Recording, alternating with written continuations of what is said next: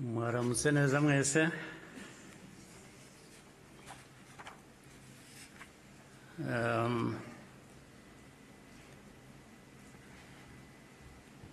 Ngira ngo mpere ku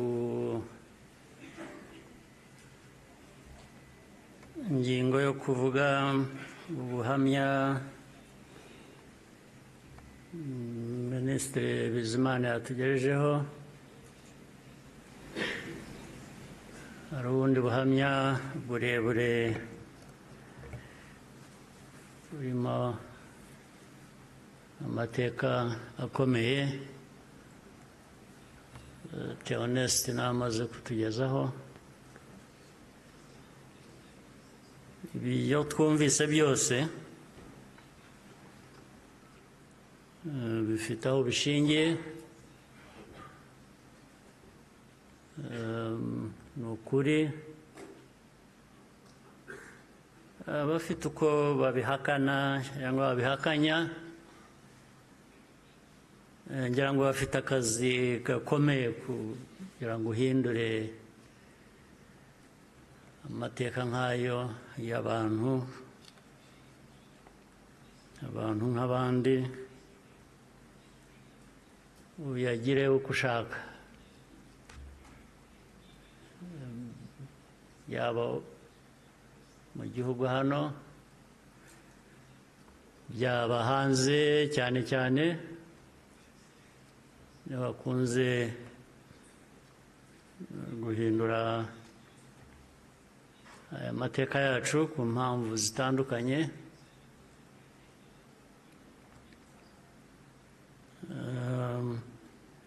Ibi rero ngira ngo bafite ibyo bazahangana nabyo kugira ngo abantu bahindure amateka nk'aya bayavuga ukundi. Ariko icyo navuga nk'ibyo Theoneste yavuze,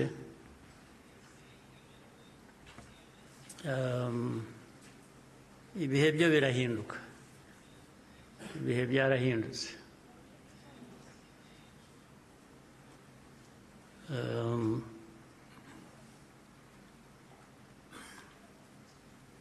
Nta uzongera gupfa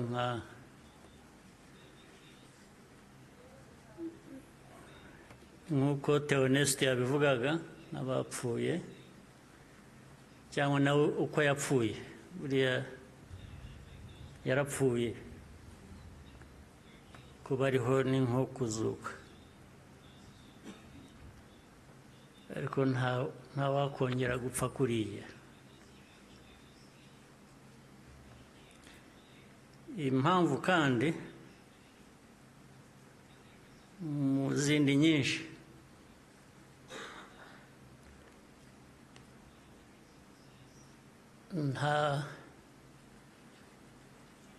ntabwo wakwica umuntu kabiri.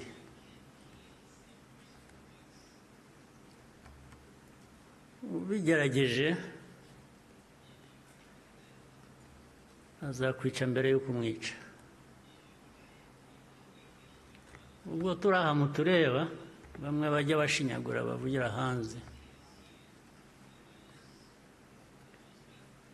Igihugu cyose, igihugu cy'u Rwanda ureba, ntabwo gishobora gupfa kabiri.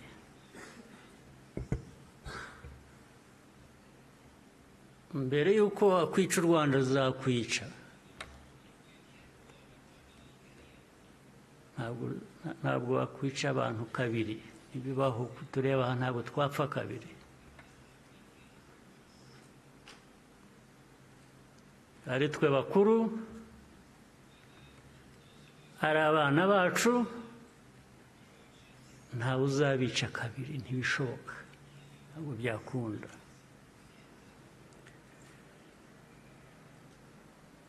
Tuzabaho nk'uko abantu bakwiriye kuba babaho, nk'uko abandi abo ari bo bose babaho, byanze bikunze. Ntawe twabisaba kubaho, ntawe.